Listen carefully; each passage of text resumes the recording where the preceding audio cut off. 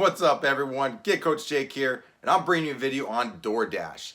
And yes, I know some of you are my subscribers that do not like DoorDash. You're like, oh my God, I'm done, I'm off. Hold on. I have some stuff in this video that definitely might make it useful for you. You know, I always talk about don't put your eggs in one basket, right? So I would watch this video, stay tuned for at least a little bit before you hop off thinking it's worthless to you, right? So again, this is a DoorDash video, tips and tricks and things I want to help share. That way you can be more efficient and make more money when you're out there, right? Anyhow, jumping right into it. First thing I want to talk about is distance to merchant and overall. When it comes through, we get that initial offer, it's going to show us, right? So popping up a screen right here, it's going to give us the actual distance. Again, I'm not going to have the overall distance, right? Some of the apps, I know some of you updated, it just gives the distance estimate from the merchant to the drop-off, right? It doesn't factor any deadhead miles or any of that, so when we're going to use for tax time, it's not 100% accurate. It is a great indicator on whether we want to accept an offer or not. So say that I get one in that is $6, right? So kind of the average here in the Phoenix market. And it's only 2 or 3 miles. That is definitely worth accepting if it's a place that's going to be quick and efficient. So that's something I'm going to talk about after distance. Distance is a huge factor because we're using our cars, we're using our own vehicles. There's a lot of depreciation, wear and tear. It's very important that we make it worth it. So one of the things that I love to track is dollar per mile, along with other things, one of the metrics. If you're making less than $1 per mile, overall, you're losing in this business and you might want to rethink your choices. Again, I'm not here to judge you. I just want to help you out. That way you can be more efficient and hit that dollar per mile and much higher. But like you see up here real quick, potential deadhead, I did comment on that real quick. We always want to factor in those miles because what if it's a slower period and you accept one, or if it's one outside the zone, for example. I get a lot of dash offers that are going to take me outside the zone that I'm actually in. I'm going to have to deadhead back or get close enough to actually get another offer. So you always have to factor that in as well. Again, $1 per mile should be the bare minimum, including deadhead miles. Back to that guaranteed pay and any promo. Right now, they're doing the referral bonus. So for those that are new or thinking about dashing, in a lot of markets, it's an extra $100 if you sign up for the 150 deliveries you do. If it's slow enough that they're running promos for driver referrals and it's that high, it's definitely a business enough where they're running these dollar per delivery extra promos. So for example, right now it's a Sunday evening, they're running several of them. They're all over the map. It's higher, it's different in different areas. And you notice they've changed it up some. Now they'll start off initially with like say $1, right? $1 extra per delivery. If they don't have enough drivers in the road, they're going to bump it up another $1. You'll see in there, it'll say $1, for example, from 4:30 to 7:30 p.m. And it'll say another $1, we'll say from 5 to 8 p.m. So once 7:30 comes, it's going to drop from the $2 per $1. They've broken it down to make it a lot easier to understand how much you're actually making in between what time frame. Before it was just they had a dollar amount on the map and wasn't very clear. So people were, I'm sure they were bombarded with emails saying, what the heck, I didn't get my extra pay. Now they made it pretty clear to what times and how much you should make in that time frame. But you have to accept a certain amount, right? It's a big deal. We don't just want to accept all this crap. Certain ones on say outside of the zone, right? And you have to drive all the way back. It's going to take a lot of time, extra miles. So we have to kind of be picky on that.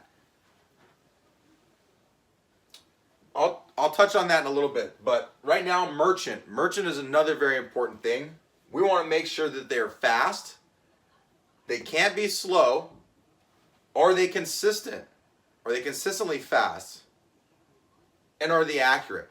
So if you have a merchant that is very inaccurate, they're missing items all the time, guess who's going to take the ding on that? You or I, right?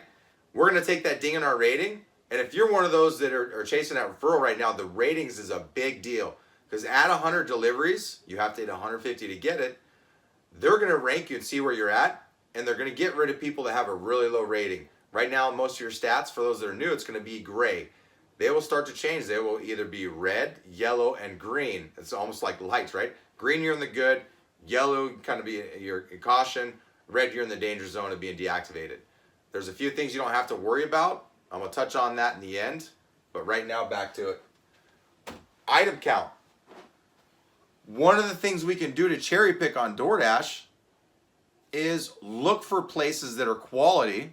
I don't need a lot of items if it's a quality place, right? If the actual average per item is much higher. For example, we have a high-end barbecue place here. I know I can get 3 or 4 items in that place, and it might be a $100 bill. Average person is going to tip like 10%. Some tip higher, some don't tip at all. A great baseline to use is 10% tip. So say that I get $100, right? $10 tip on average. Hopefully I'm getting more. You never know. And then whatever the delivery pay is for that platform. For DoorDash, you're going to get the minimum $1, right? So think $11. Anytime you get a higher tip, you're most likely going to get $1 delivery pay no matter how long or how far, unless you're placing the order.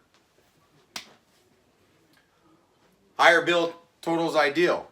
So item count, it isn't always the higher count. For example, Taco Bell. There is other spots where they put in utensils, napkins. I've had some crazy things. You do have the right to go in and reassign. So say that I get an offer where it's telling me that I have 21 items. I'm like, sweet, big score. Always go in, check the information, see how much the total is. That's going to give you a good indicator of how much you're going to make at the very end, right? Because DoorDash are going to hide the payout. And then up front, in that guaranteed pay, it's going to be a lot lower than the end payout if you got tipped higher and it was a bigger bill that led to a bigger tip. So anyhow, you want to check that. Say that I had that 21 items and it was like $12 and it was a bunch of sauces or something like that. You might want to reassign that. So if you're cherry picking and you're looking for some and you find something with a high item count, it doesn't necessarily mean it's going to pay out higher.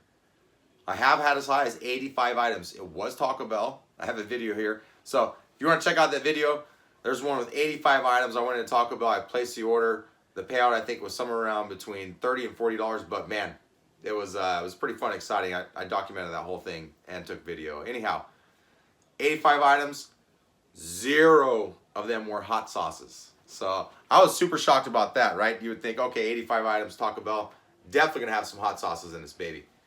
Moving on. Fast food. Are they good or are they not? Placing an order, you're going to get a higher delivery pay. You want to make sure that you're choosing quick spots. So for example, like back to that $1 per delivery.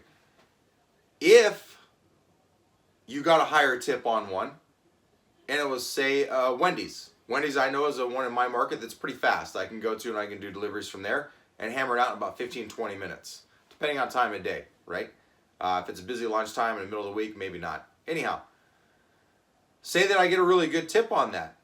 Part of the algorithm figures that when you're actually placing an order, taking longer in the merchant yourself, not just picking up, they will actually pay you a higher delivery pay. So those are ones that are really good, especially those that are working on those guarantees right now, right? You got to get through 100 deliveries, and you want to kind of get through them as quickly, as efficiently as possible without losing a lot of money.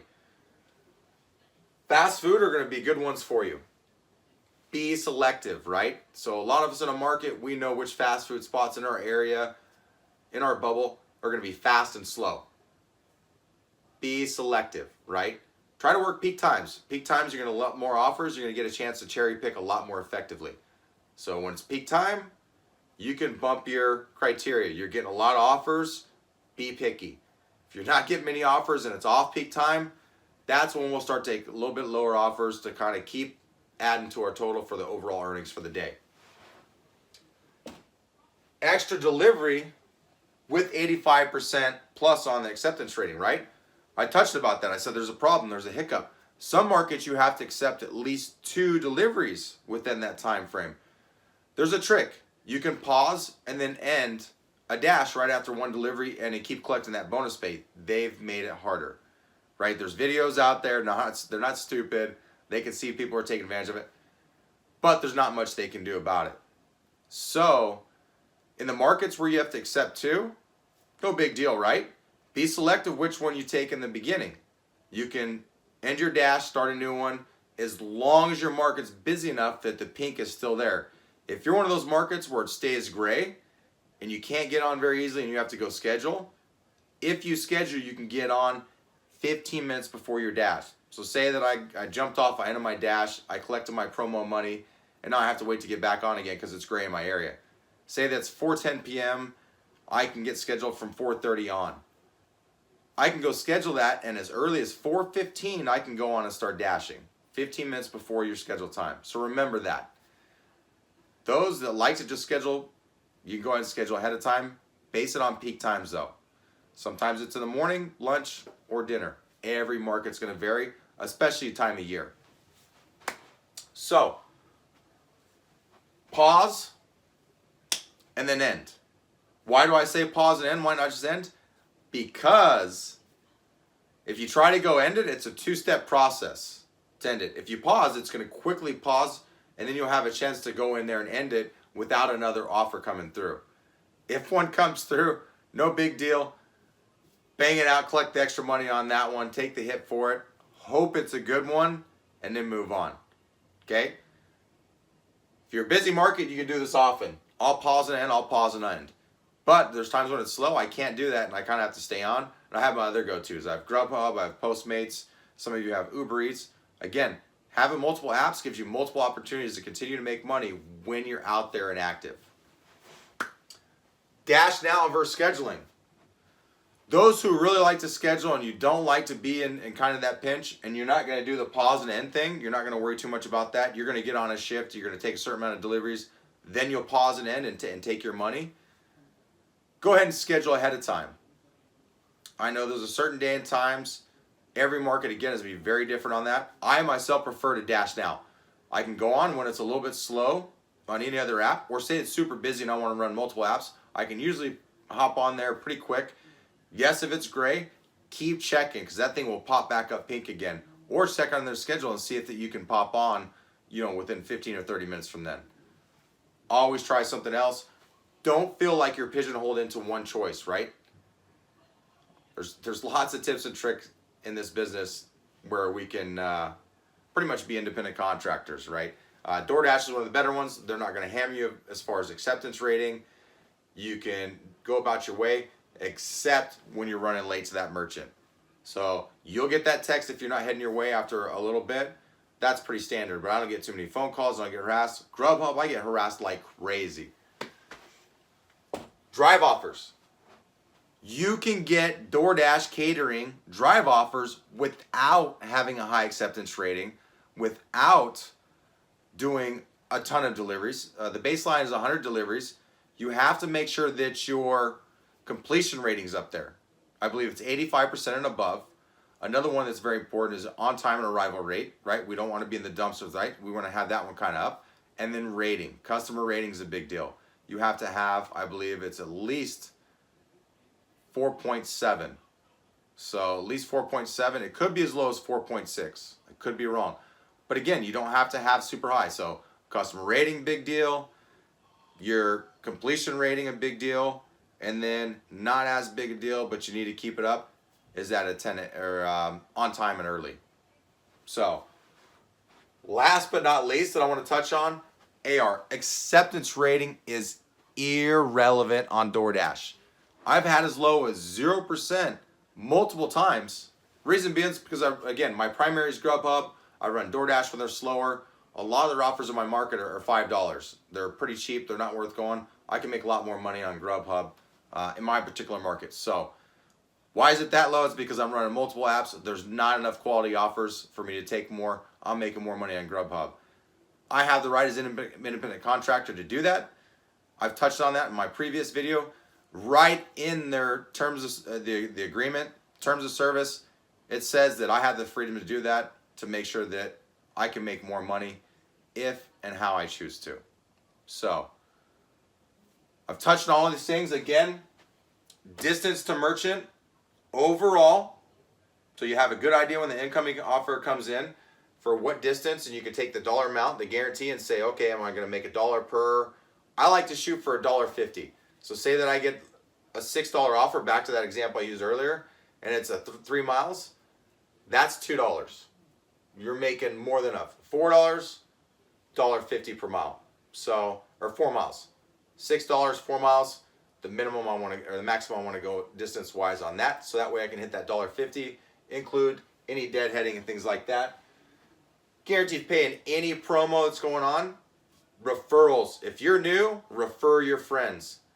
Get those referrals going. It's up to $1,500 in a lot of markets, $2,500 in some. So this will probably end, I know in some markets, as early as tomorrow, but they always come back. DoorDash is terrible at retaining drivers, so you better believe those big referrals will come back. When they're super huge, it's worth it for all of you to do it. If you have any questions with the referrals, or if you've used one, you want to use one, in the description below, I have a referral link for you to sign up on DoorDash. You'll get $100 right now, I know, in a lot of markets. And if you have any questions, again, just hit me up. getcoachjake@gmail.com. Merchant, super important. Know your market. Be picky about which merchants. I have a no-fly zone. So I actually have an ongoing list of places that I will not go to. I have certain places like on Grubhub, I have a minimum. That better be $15, $20, $25, depending on the average time that place is usually going to take me. Item count, higher count doesn't always mean higher guaranteed payout. Quality over quantity, but the two combined really pay off. So when you're cherry picking, think about that. Fast food, place order spots. They can be very beneficial because on top of the tip, they can be quicker and you're going to get higher delivery pay. You're definitely not going to get as low as $1. So that's a way to get your delivery pay up on each one of these deliveries there. Extra dollar per delivery. You do not need to keep 85% for every delivery. Hit what you need to, pause and end, boogie woogie, collect your money, and get going, right? Work hard, but work smart. Dash Now versus Dash Scheduling, that's all up to you, whatever's comfortable. I prefer Dash Now. You can schedule if you like.